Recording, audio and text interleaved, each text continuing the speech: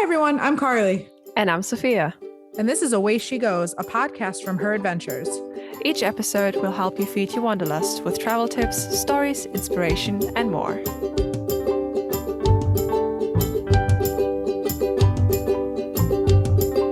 Away she goes. Welcome back, everyone, to another episode of Away She Goes. Today, we're coming at you with another destination episode. So if you're still undecided where to go in summer or maybe even in fall, to be fair, I think this might even be a good destination in winter. Although I don't know, I've never been there, but Carli is our expert this episode because she's been there a few times. She has friends who live there. The destination that we're talking about today is Puerto Rico. It's an island located in the Caribbean, east of the Dominican Republic and west of the Virgin Islands. It has a population of around 3.2 million inhabitants, and the size is somewhere around 5,500 square miles, which is around 9,100 square kilometers. The national languages are English and Spanish. Your basic words there to say hello would be hola, and thank you is gracias. The swear words you already had in an episode. I cannot for the life of me remember which one. Yeah, I think it was our Galentine's Day episode. Oh, yeah, in February. Yeah. Yes, I think it was. Look at that. See, so if you want to hear some Spanish swear words, head back to our Galentine's Day episode and Sophia will teach us some swear words there. Yes. So the currency, if you go to Puerto Rico, is US dollars. And here we already come to the part that I, as a not US citizen, don't understand. So Puerto Rico is kind of not a state. It's not really part of the United States, but it's a territory. Carli, please enlighten me. I mean, listen, I am a US citizen and I don't fully get it either. So Puerto Rico is not a state. It is not one of the 50 states in the United States. It's not like Hawaii or New York or California or any of those. But it also is not considered its own independent nation. So if you were to go to like the United Nations, they have, 196 or 197 recognized countries. Puerto Rico is not one of them. It is not considered an independent nation. Actually, it is considered a territory of the United States. So sort of like the District of Columbia, Washington, D.C., which is our capital, is also kind of the same thing. It's its own territory. It's not a state. It's not its own country. It's a territory, kind of like Guam as well. Guam is another U.S. territory. So it's kind of that same thing. So it's a commonwealth governed by the United States. And it is very confusing because in some aspects, Puerto Rico politically is like its own state or its own country, and other times it's not. So Puerto Rican citizens are United States citizens. They hold US passports.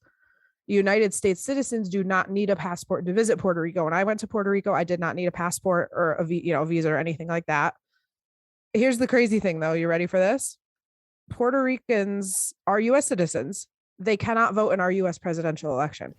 This makes no sense to me. I know it doesn't. I know it doesn't make sense to me either. And it's interesting because in Puerto Rico, it's kind of divided. You have a group of people who are pro statehood. They want to become part of the United States. You have people who are pro independence, where they want to become their own nation. So it's kind of interesting to talk to different people around Puerto Rico and hear their opinions. A lot of people have very strong opinions on becoming their own independent country, becoming an official state of the United States. So it's really kind of interesting to hear the divide that exists there, among what people want and what people don't. So yes, it is a little bit confusing. I understand. I don't fully understand it. I hope that I'm explaining it in such a way that kind of makes sense, and that is accurate. And I just looked it up. We also have stuff like that in Europe. For us, for example, the Faroe Islands and Greenland are both territories of Denmark. Mm-hmm. I had no clue. I didn't know that about the Faroe Islands. I knew Greenland was. Yeah, so that's kind of the same concept there. It's like a lot of people think that they're their own country, but they're actually technically not. Okay, now that we covered all our bases, like politic-wise, and it's not geometry, it's not geography. There we And go. You were close. geography-wise. You had the other two words. That was good.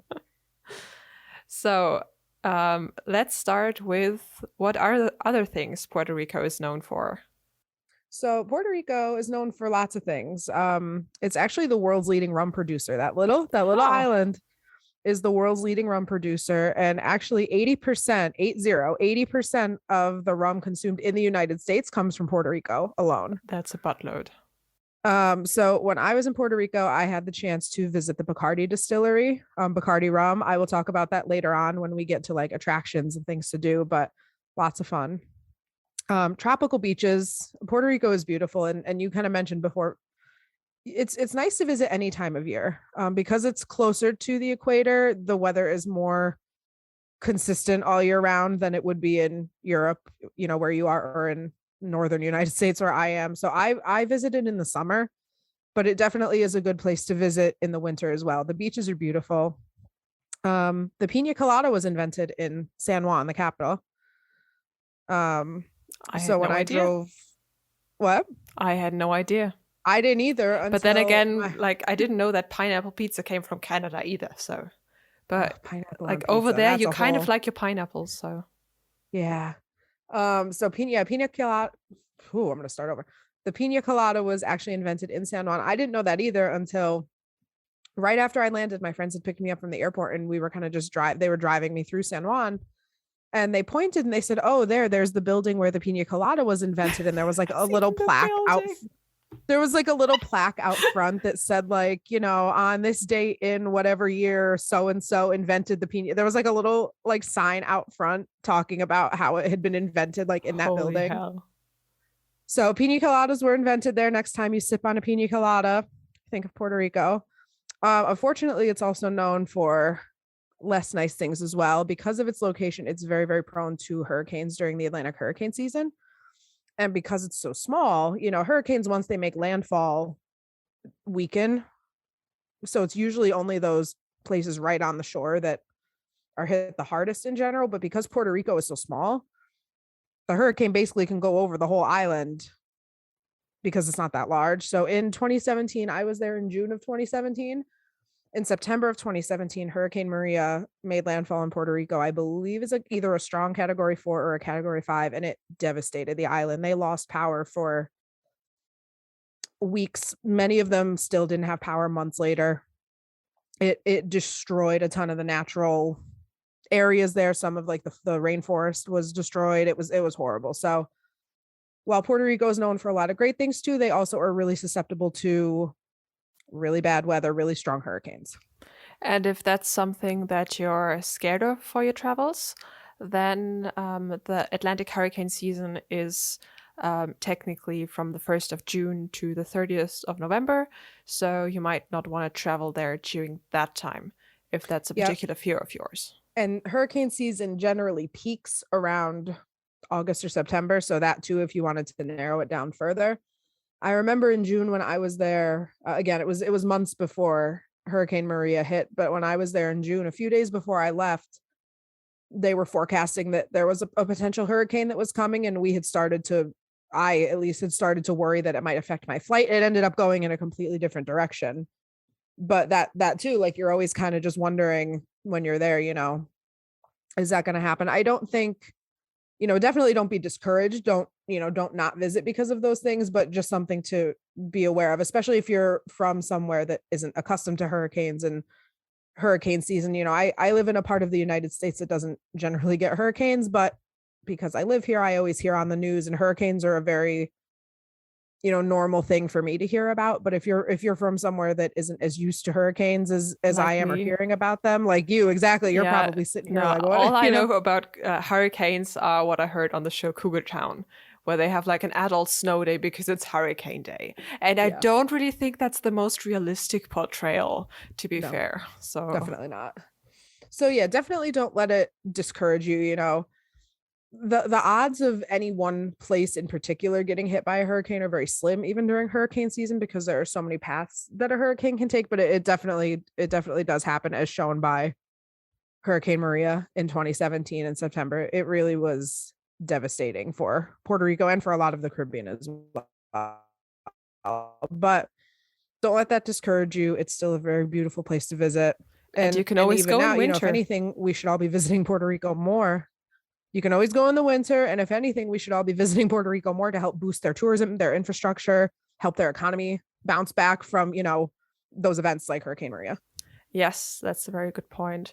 That tourism is one of the first things usually after such a big disaster that is like rebuilt again. And that really helps to bring more money into affected areas. Okay, but enough about bad things. Tell me, what are the main attractions that I would want to see or what I would want to do if I went to Puerto Rico? So you got to go to the Bacardi distillery. I had a lot of fun there, and that too was actually something that I didn't know much about before I went there because, you know, unlike a trip where I would plan it and do a whole bunch of research beforehand and plan out my itinerary to the T, because my friends are there, I didn't really plan all that much. It was more just like, hey, here's the week. You know, I didn't plan everything out to the T. It was more like, hey, here are the days I'm going to be there, and for the most part, my friends kind of had planned what they wanted to show me, and I went along with it. That's the best. And at one point, we were walking around. We were walking around San Juan. We were walking around the fortress, the Castillo San Felipe del Moro and the Castillo de San Cristobal. Those are two. They're basically a fortress right on the edge of the water in San Juan. We were walking around those, and we saw this big white building off in the distance. And my friends were like, "Do you know what that is?" And I was like, "No." And they were like, "That's the Bacardi distillery." And I was like, "It is? Can we go? Can we go there?" So we made plans to go another day, but definitely go to the Bacardi distillery. You pay $15 or $20. You get a tour. They have all sorts of like, you can smell different, you can't taste them, but you can like smell different kinds of rums. They have like the history of rum in Puerto Rico. And at the end, they give you a little ticket that you can redeem for a cocktail at the bar. So they have like 3 or 4 different rum based beverages that you can choose from. You get like a little souvenir cup to bring home. We did this right before I was leaving for the airport to leave. So a certain somebody who shall remain nameless may or may not have gone through security a little tipsy from all the rum that she drank at the distillery. I don't know who that could be, hypothetically. Definitely go see the Bacardi distillery. The tour is very interesting. And again, when you know that how much, you know, rum Puerto Rico contributes to the rest of the world, it's really cool to see like where that all happens. San Juan itself is a beautiful city, especially old San Juan. It's kind of got like cobblestone streets. It's just, it looks very old, very historic. Definitely walk around old San Juan. El Yunque is the rainforest. It's a tropical rainforest. And again, because of Puerto Rico's interesting US status, it is the only tropical rainforest that's part of like the US Forest Reserve. It's the, you know, so we don't have tropical rainforests in the actual United States. El Yunque it's very humid. It was the most humidity I think I've ever experienced in my life, but it wasn't even that hot. But when we got back in the car, I was sweating just because it was so humid. But that too was interesting to go to a tropical rainforest. Oh, I'd love to do that.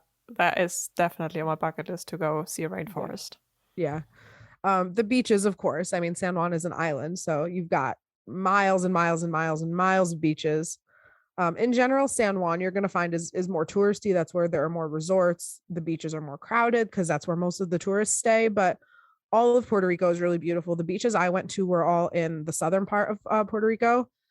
I was in, I think, Guayama at the beaches there, and they were much less crowded. I was the only tourist that I could tell that was there, but that was kind of nice. And I saved the most interesting one for last. I didn't go to this place, but Puerto Rico is home to one of the famous like bioluminescent bays that we see and hear so much about on social media. So there are a couple. Puerto Rico itself is an island, and then off the coast of the main island there are a couple of smaller islands, and that's where the bioluminescent bay is. And it's just your basic, you can rent, you could do a tour and you get like kayaks and stuff like that. I didn't do this. It was pretty expensive, I'm not gonna lie. But that is definitely something I would recommend seeing when you're in Puerto Rico as well. That sounds really cool. I really want to go now, especially for the bioluminescent bay. I'm long overdue for a trip. It's actually interesting. My 2 friends are getting married. Shout out Owen and Nicole. They're getting married in a couple of weeks, but their marriage coincides with my trip to Greece that had been Aw. planned like prior to that. So I was going to go back to Puerto Rico, but then they had to move their date a little bit, and my trip had already been like paid for and planned and stuff like that. So I wasn't able to. I'm not able to make their wedding. So I'm definitely overdue for a trip back to Puerto Rico. Yeah, that sounds right. I'm a bit jealous there. So tell me, what's the food like? What would you normally eat, except for the rum? What would you eat so to I was soak gonna up say, the have I rum? mentioned the rum yet? I think we've talked about rum a little bit. Yeah, rum. Food wise, so plantains. I love plantains. Plantains are one of my favorite foods. So a plantain is like a banana, but it's starchier. It almost is more like potato in its texture, but it looks mostly like a big banana. It tastes mostly like a banana. And plantains are very versatile. They can be prepared in a bunch of different ways. Like some of the preparations are when it's green and it's less sweet. And then other preparations are when it's super, super ripe, same as a banana, when it gets really brown and like really overly sweet. So, Fun fact: in Germany, we call plantains cooking bananas. see, there you go. I didn't know that. So you can have like tostones, or where you cut them into discs and you flatten them and you basically double fry them. And tostones too. I've had tostones with green plantains and they're more savory. Or you have them with the sweet plantains and they're sweeter. Mofongo it's basically mashed plantains. It's almost like like kind of like mashed potatoes, but not. It's more chunky. I guess it doesn't make it sound very appealing, but it's kind of like that. I actually went to at one point we were at a restaurant there and I had ordered like seafood stew and they served it in a bowl, and instead of a bowl, the bowl was mofongo. Oh, So it's moldable, it's kind of like you can kind of, but yeah, it's good. Rice and pigeon peas is like a signature dish there. So a lot of Hispanic, Latin American, Caribbean countries have like rice and beans. Rice and pigeon peas is very similar. They're really big on pork. There's like a lot of pork all around. At one point, sorry, Sophia, I know you're a vegan. At one point, we stopped at a stand that had like a whole pig roasting, and they would just, I know, I'm sorry. My favorite Puerto Rican dish is pastelón, which is made with plantains, and it's almost like, I don't want to call it a lasagna because it doesn't taste like lasagna at all, but just the way that everything is layered reminds me of a lasagna. So basically you take sweet plantains and you cut them thin and you cook them, you like fry them. So they're all sweet and delicious. And it's like you basically layer plantains, ground beef with sofrito, cheese, and then some people use like green beans also to add more, but it basically is like a casserole almost of layers, and it's just really good. It is. My friend's mom made it for us, and I was addicted. I was like, I need more of this. Like, I'm moving in, guys. yeah, I was like, this is so good. So pastelón is my favorite, favorite, favorite, favorite dish ever. Period. And then the last one is another drink. It's called coquito. So coquito means little coconut, and it's a traditional Christmas drink that originated in Puerto Rico, and it's alcoholic. It's similar to eggnog, and it's sometimes called Puerto Rican eggnog. Like it's huge around the holidays. I bet you can't guess what alcohol they use to make the coquito. Is it rum? It is rum. How did you know? How did you know that? I don't know. Wild guess. Just a wild guess. Well, you guessed right. Yeah. So it is a rum-based alcoholic beverage, really, really popular around the holidays. So those are kind of your Puerto Rican staples. Sounds really tasty. Yeah. What else is there to do or see? Let's think. Ooh, what my personal favorite when I'm at a location. What is the nature and the wildlife like? Because it's tropical, it's a lot different than like what I was used to here. There are like iguanas everywhere. That's so cool. When we were like walking around the fortress in San Juan, you would just see iguanas like in the grass on the sidewalk. They would just like run around, and like little lizards too would just like they almost look like little newts or little like geckos. They're harmless. But like, how like you open your window, and you and I are both from a very similar climate. Like you open the window and there could be like a bug on the window. Yeah, there would be like little lizards. Like we Just get lizards here too, but not in that frequency, and probably yeah. well, definitely not iguana sized. Yeah, oh no, the iguanas are they're pretty big. Yeah, and they just chill. I mean, they mind their own business, but it's really interesting to just see them like there right in front of you.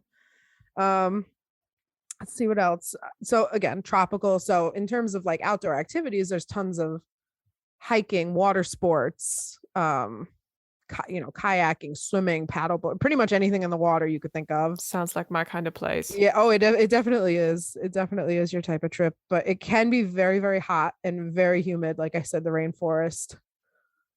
My hair was poof. My Ooh. hair was like twice its normal volume by the time I was done in there. Yeah, I definitely Um, have to do a Monica and just do braids and then, yeah, like the but maybe cornrows that without the she did. clunky seashells. Yeah, yeah, it's very, very. It gets to a point where you just kind of give up and you're like, this is my hair now. Like this is what it is. Um, and like I said, I was there during a warmer time of the year, but because even when if you're in San Juan is right on the shore. Like if you stay in San Juan, anywhere where you're by the ocean is always inherently cooler than going inland more. So if heat is a concern, and you're staying just in San Juan or anywhere on the coast, it is going to be a little bit cooler just because you're near the water. um but as we mentioned before, it is prone to hurricanes and like tropical storms during the Atlantic hurricane season. So just something to keep in mind if that is something that you're concerned about. um but yeah, it's a very, like, if you're outdoorsy, I think it's a really great destination. I like that. I want to go even more. Okay, what I really think helps to get a feel and like for the atmosphere and the culture of a place. Now, with all the knowledge that we already have, that's the one thing I'm missing. Like, I love to hear like urban legends and tales because that really like shows you what the culture is like, and especially how the culture was like. Well, a couple of, I don't know, tens or hundreds or even longer years ago, when it was I derived. Do you have any I of those? I do. I actually do know two of them. Both, and I know everybody who listens knows me as like a travel person. I'm also like a scary movie and like scary story buff. So the two that I have just so happen to be like a little bit creepy, but it's okay. The first one is La Llorona. Um, this is a story, not only in Puerto Rican culture, but all over Caribbean and Latin American culture. It's very popular too. I'm sure, the Dominican Republic and Latin America, anywhere in Latin America or anywhere in the Caribbean, like depending on where you go, you'll hear slightly different versions of this story, but this is the Puerto Rican story. So it's supposed to be a mother, La Llorona, who lost her children. And in the nighttime, you could hear her crying, supposedly. You could hear her crying and like begging for her children that she lost. And in Puerto Rico, this legend is set in the town of Coamo. And many people who drive in and through that town actually claim that they have seen a woman on the side of the road by the Las Calabasas Bridge. And these people mentioned that ignoring her wasn't enough. You couldn't just drive by her because then she would appear inside your car. Oh, that's fucking creepy. So many people actually attribute that to why there are so many accidents on that bridge, because they believe that the accidents are from her being next to and in people's cars. Ew. Ah, I got the shivers. I don't want to go there anymore now. Yeah, we could just avoid that town. We'll just avoid. Sounds good. Avoid there. So that's one. The other one is another urban legend that, again, you listeners have probably heard of through other Latin American, Caribbean cultures, is El Chupacabra. And this one is, again, a very famous Hispanic, Caribbean, Latin American urban legend. So this legend appeared during like the 1990s. So a little more recent that we've heard about it. So the Chupacabra was a creature that it was said to have inspired the mayor of Canovanas to go on an expedition to find it. So kind of like Bigfoot here in the US, like it's a creature and people try to find it. Now, this is how horror movies are made. Don't go after the supernatural creatures, folks. Don't do it. Just leave them alone. Don't go after them, because this is why bad things happen. So anyway, this legend, this creature became popular and the story kind of circulated because it was believed that this creature was killing hundreds of animals in this town.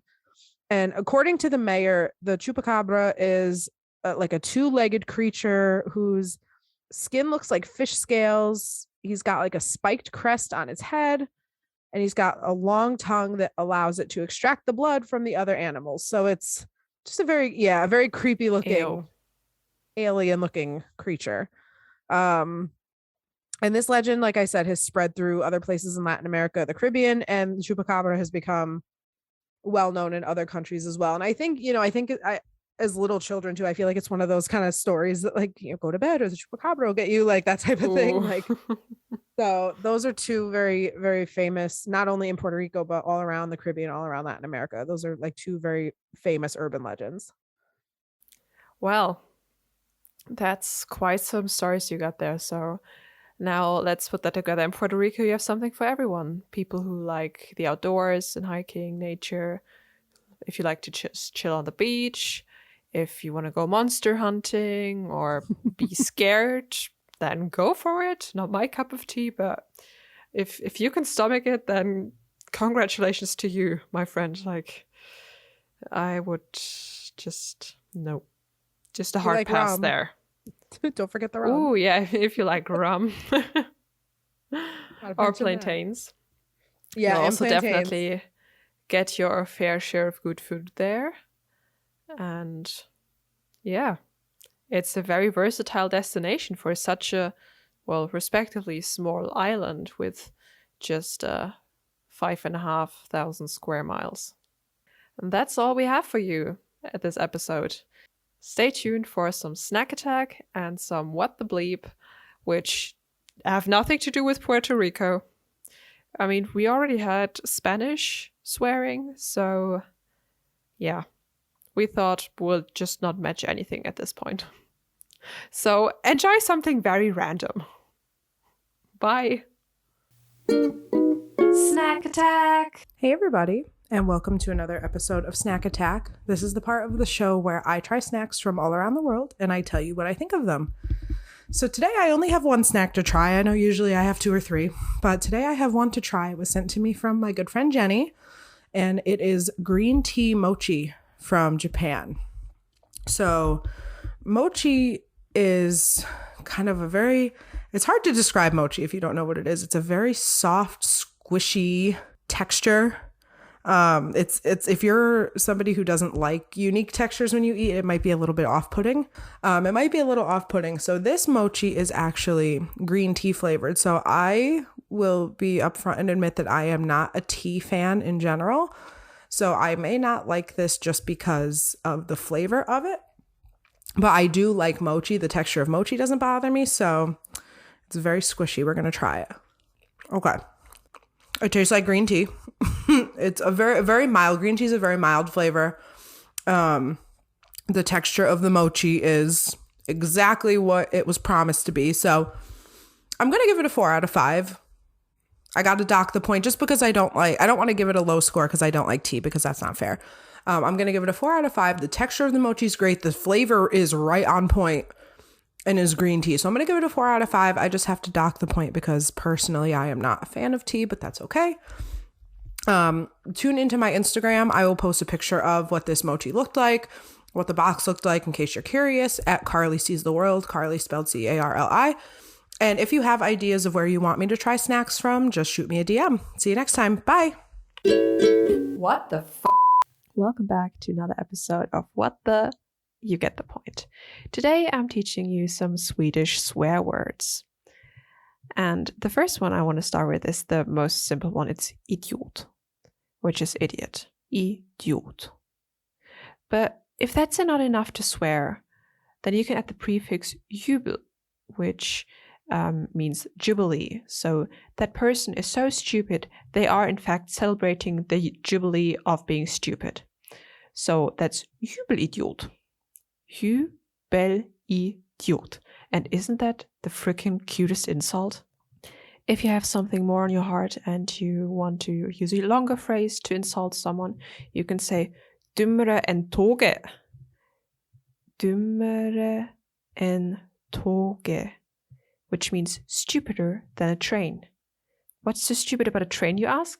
Well, one theory is that the origin of this expression dates back to the 19th century when there was a locomotive named after the Swedish Prince Albert, who was thought to be a little dumb. Another theory, though, is that the original expression was to be stupider than the last car of the train, which famously just follows the rest of the train with no real agency. Then again, so do all the other cars of the train except the locomotive pulling it, but hey, that's the expression, we'll stick with that. So some people are just dummere än tåget. That's all I have for you today. If you want to teach me some swearing in your language, or if you want me to learn something to teach you, hit me up on Instagram @SophiaAZ. Have a lovely rest of the week. Bye. That's all for this episode. If you'd like more Away She Goes in your life, make sure to stop by heradventures.com/podcast. That's where you can fill out a form if you're interested in being a guest on the show.